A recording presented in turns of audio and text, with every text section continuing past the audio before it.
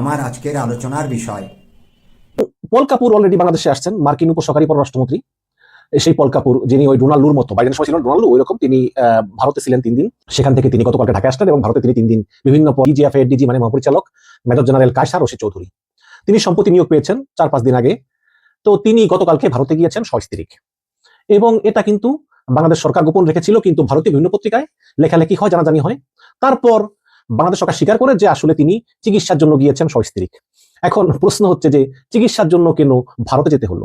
Major general Kaiser Rashid Chowdhury এই শুক্র 8 দিনও হয় নাই তিনি মহাপরিচালক পদে নিয়োগ পেলেন ডিজিএফআই এর সামরিক গোয়েন্দা পরিদপ্তরের মতো গুরুত্বপূর্ণ পদে, এবং তারপরে তার চিকিৎসার জন্য ভারতে যা গরিব নন যে তিনি ভারতে যাবেন, তিনি ইচ্ছা করলে থাইল্যান্ড সিঙ্গাপুর যেতে পারতেন চিকিৎসার জন্য, তাই না?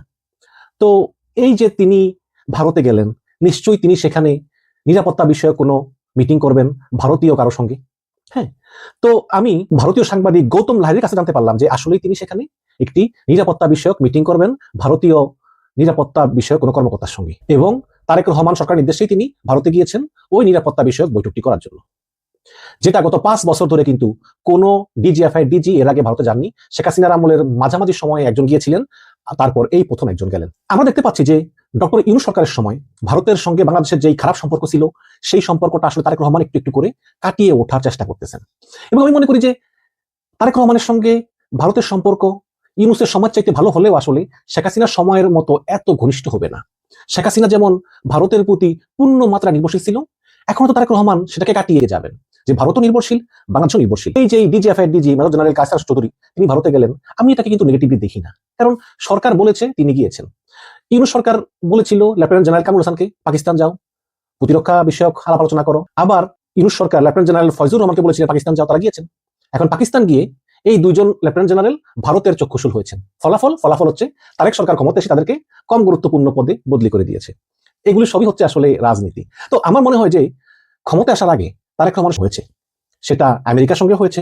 আমেরিকার তৎকালীন রাষ্ট্রদূত ট্রেসিয়ান জ্যাকবসন 2 বার গেছেন লন্ডনে তারেক রহমানের সঙ্গে দেখা করার জন্য। তারপরে ভারত দেখা করেছে, কিন্তু ভারত দেখা করেছে তারেক রহমানের সঙ্গে, এবং এটা পুরো ডিল করেছে লন্ডনে অবস্থিত ভারতীয় হাইকমিশনই এই পুরোটা ডিল করেছে, এবং তাদের সঙ্গে তারেক রহমান একাধিক বৈঠক হয়েছে, সেই বৈঠকে কথা হয়েছে। এখন প্রশ্ন হচ্ছে যে তারেক রহমান আসলে এই ধরনের ডিল করলো কেন? কেন তারেক রহমান ভারতকে কথা দিয়েছেন, আমেরিকাকে কথা দিয়েছেন যে ক্ষমতায় তিনি তাদের এই সব দাবিগুলো পূরণ করবেন? আমি 2-1 বিএনপি নেতাদের সঙ্গে আলাপ করেছি, তারা বলতেছে যে দেখেন তারেক রহমান কিন্তু ডক্টর ইউনূসকে পুরোপুরি মনে করতেন যে যেহেতু আওয়ামী লীগ মাঠে নাই, নির্বাচন দিলে আমরাই সরকার গঠন করব, কিন্তু সরকারের মধ্যে বিভিন্ন উপদেষ্টারা অনবরত ডক্টর ইউনূসকে ভুল বুঝাচ্ছে। কাজে এখন যদি আমরা ডক্টর ইউনূসের সঙ্গে সরাসরি একদম আপন হয়ে যাই, ক্লোজ হয়ে যাই, এবং জুলাই সনদ বা বিভিন্ন বিষয়ে একই সুরে কথা বলি, তারপর যদি ডক্টর ইউনূস নির্বাচন না দেয়, তাহলে আমরা আমেরিকা ভারতকেও হারাবো, ইউনূসকেও হারাবো। একুলো গেলে।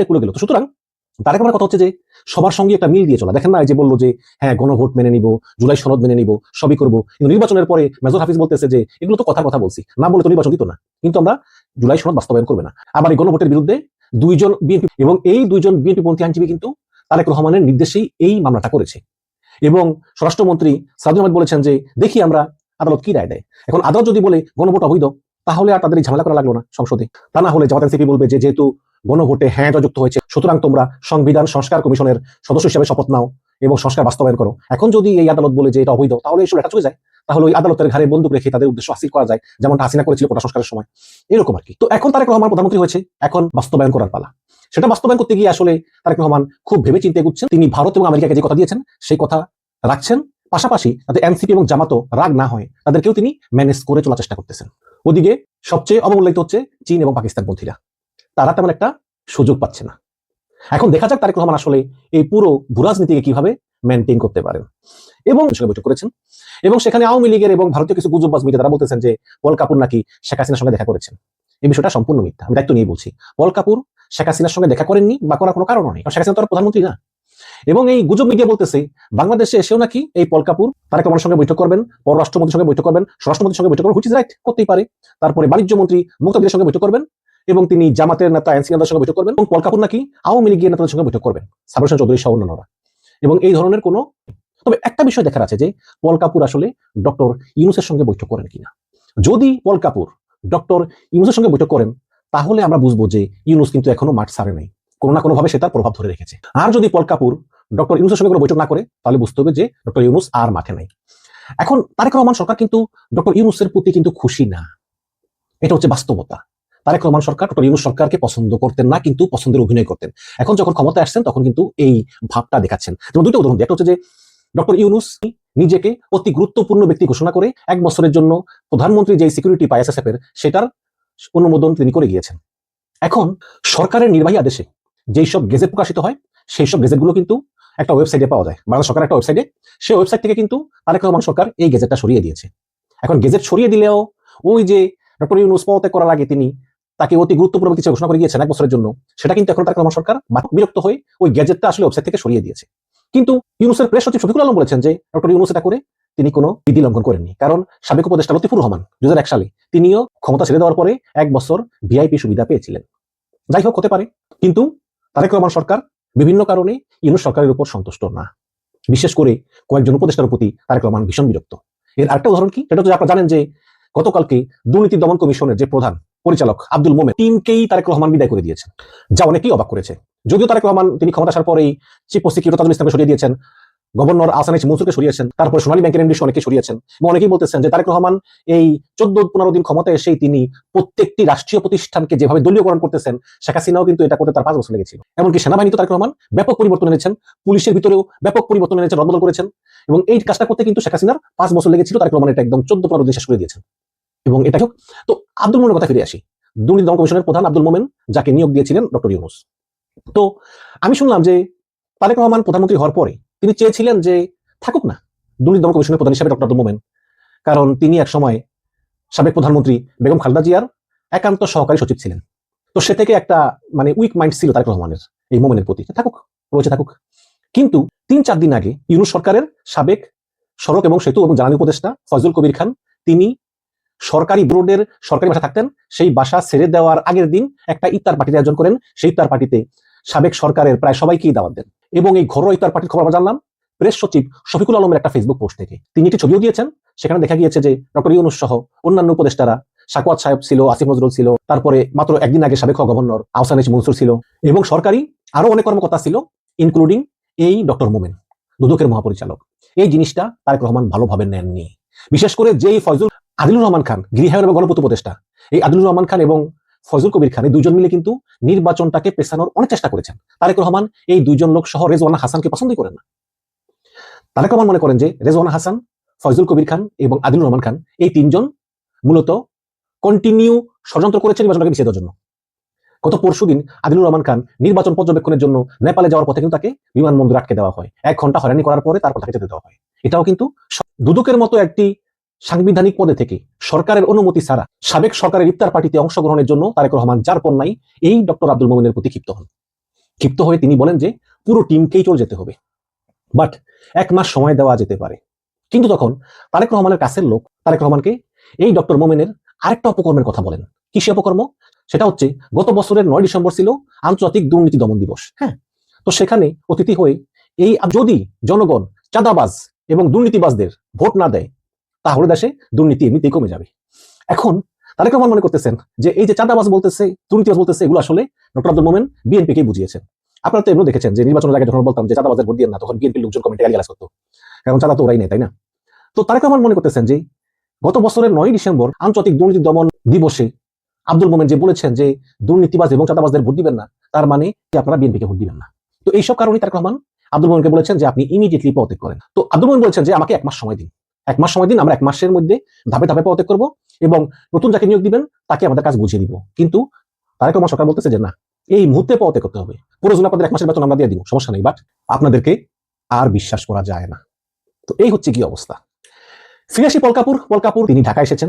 ঢাকায় এসে কিছু ব্যবসায়ী সঙ্গে অলরেডি বৈঠক করেছেন। আগামীকালকে তিনি দফায় দফায় মিটিং করবেন, 2 দিনের সফর, রাজনীতিবিদ, ব্যবসায়ী, সুশীল সমাজের প্রতিনিধির সঙ্গে বৈঠক করবেন। এবং এই বৈঠকে আসলে আওয়ামী লীগের সঙ্গে কোনো বৈঠক হওয়ার সম্ভাবনা নাই। এবং ট্রাম্প সরকার আসলে এই মানবাধিকার, গণতন্ত্র এগুলো নিয়ে কিন্তু মাথা হয় না। আওয়ামী লীগ নেতাদের কোনো মাথা ব্যথা নাই। তবে একটা কথা, সেটা হচ্ছে কি, যদি পলকাপুর যখন ভারতে ছিলেন, পলকাপুর মানে মার্কিন সরকারি পররাষ্ট্রমন্ত্রী পলকাপুর যখন ভারতে ছিলেন এবং ভারতে থাকা অবস্থায় ভারতের পলকাপুরে অবশ্যই বৈঠক হয়েছে, সেই বৈঠকে যদি জয়শঙ্কর কোনো কথা বলে থাকেন পলকাপুরকে যে তুমি তো ঢাকায় যাইবা, যাইয়া তুমি তারেক রহমান সরকারকে এই কথাগুলো বলো, আওয়ামী লীগ সম্পর্কে কথাগুলো বলো, যাতে আওয়ামী লীগকে পুনর্বাসনের সুযোগ দেওয়া হয়।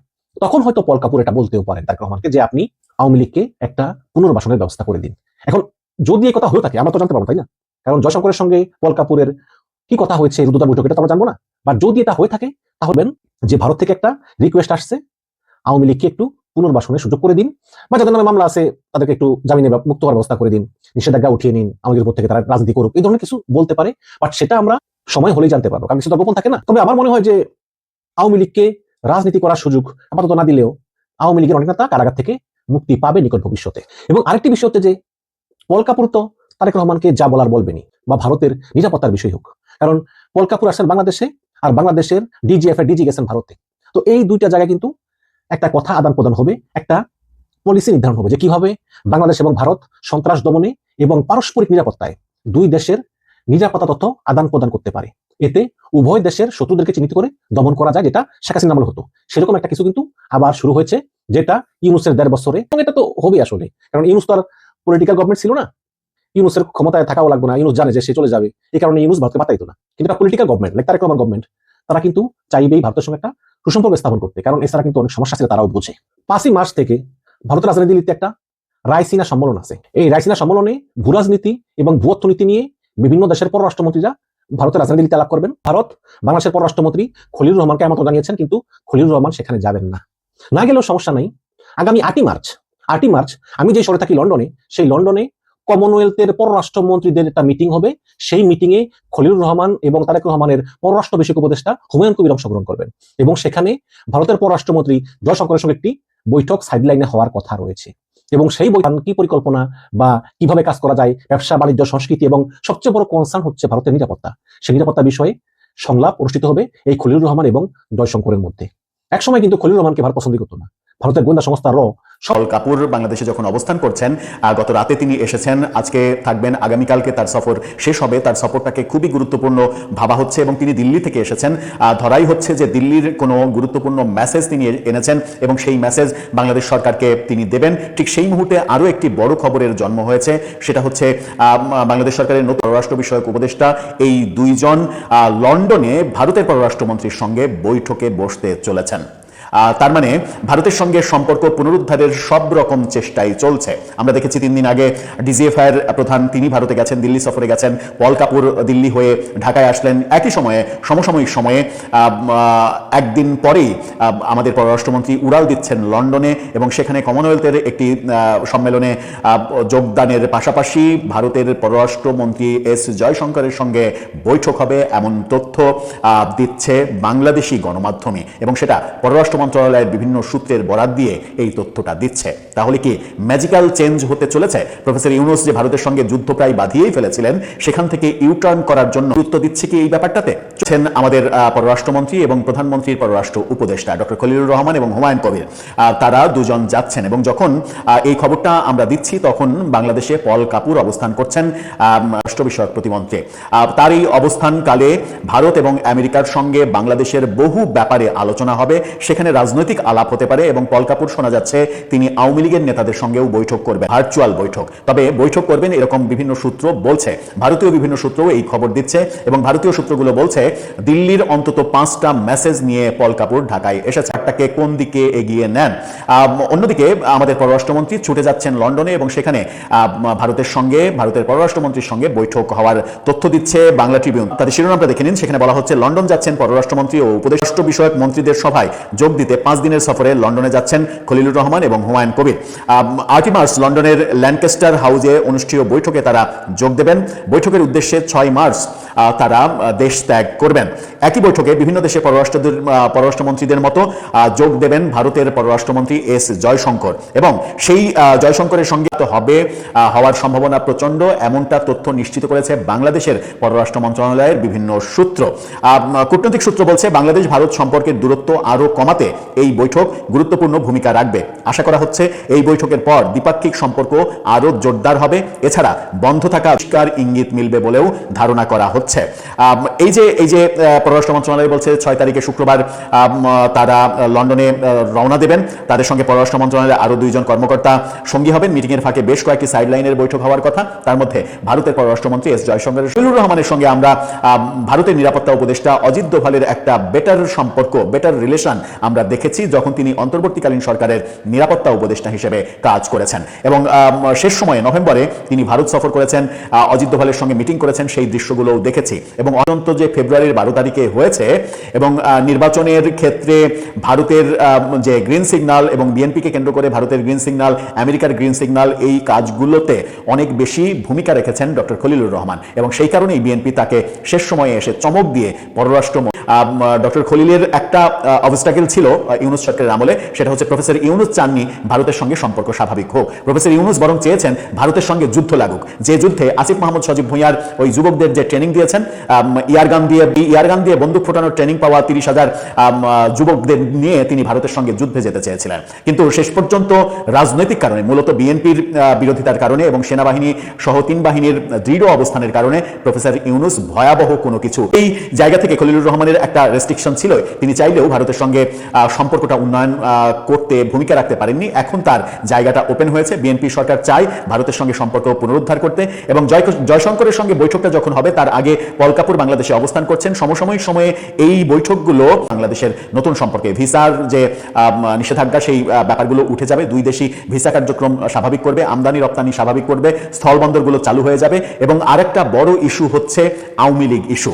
জয়শঙ্করের সঙ্গে তো বটেই, পল কাপুর একটা বড় ইস্যু। সেখানে কি আওয়ামী লীগ ইস্যুতে আপাতত সরকারকে যে মেসেজটা পল কাপুর কিংবা জয়শঙ্কর দিতে চাইবে, সেই মেসেজটা হচ্ছে আওয়ামী লীগের ওপর থেকে নিষেধাজ্ঞা তুলে নিতে হবে। অনেকে বলেন যে ইন্ডিয়া যে বিএনপির প্রধান তারেক রহমানকে মানে এক ধরনের সাপোর্ট করা, মেনে নেওয়া, জানা যায় জয়শঙ্করের ছুটে আসা, এই ব্যাপারগুলো করেছে একটাই কারণে যে ইন্ডিয়া বিএনপির সঙ্গে নতুন সম্পর্ক তৈরি করতে চাই। এবং সেখানে একটা বড় শর্ত তাদের ছিল, সেটা হচ্ছে যে আওয়ামী লীগকে রাজনীতিতে বৈধতা দিতে হবে। অনেকেই এই দাবিটা করেন যে দৌড়ে ভারতের। এখন সময়ের অপেক্ষা, সময়ই বলে দেবে যে আদৌ কোনো সমঝোতা ছিল কিনা। যদি থেকে থাকে সেই সমঝোতার ভিত্তিতে খুব দ্রুত হয়তো সংসদ বসার 1 মাসের মধ্যেই আওয়ামী লীগের উপরে যে নিষেধাজ্ঞা, সেই নিষেধাজ্ঞাটা উঠে যাওয়ার সম্ভাবনা তৈরি হয় কিনা। দর্শক, আপনার কাছে কি মনে হয়, কোন দিকে এগোচ্ছে রাজনীতি? আপনার আসসালামু আলাইকুম। পরবর্তী নিউজ দেখার জন্য আপনাদেরকে অনুরোধ রইল এবং আপনাদের মতামতটি অবশ্যই আমাদের কমেন্ট বক্সে জানিয়ে দেবেন।